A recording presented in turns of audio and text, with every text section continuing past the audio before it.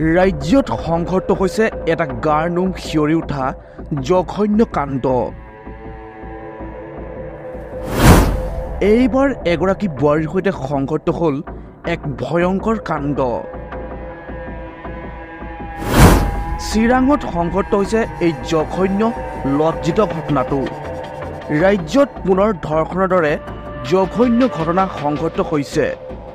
এইবাৰ ঘৰত gas cylinder দিবলৈ আহি এগৰাকী বোৱাৰীক ধৰ্ষণৰ অপচেষ্টা কৰে মুজাৰক আলী নামৰ এটা লম্পট পাখণ্ডই। তাৰমানে গেছ দিবা আহিছিল, মোৰ গেছ পাইছে, গেছৰ কাৰণে মানে বেলেগ দোকানীয়ে মানে ফোন কৰি দিয়া হৈছে, মোৰ হাজবেণ্ডে গেছে তাতে এইবাৰ তাই বেলেগক পঠাই দিছে, পিলপিলি ড্ৰাইভাৰ এটা, তাই গেছটো দিবা আহি তাৰমানে তাই মোৰ লগত এনেকুৱা কৰিছে। মানে কিবা কৰিব চেষ্টা কৰিছিল কিন্তু পাৰা নাছিল, সেইটোৱে। মই অলপ আঘাত হৈছোঁ, হাতত আৰু বুকত, ওঠত, সেইখিনি। মোটামুটি 12টা মানৰ হ'ব।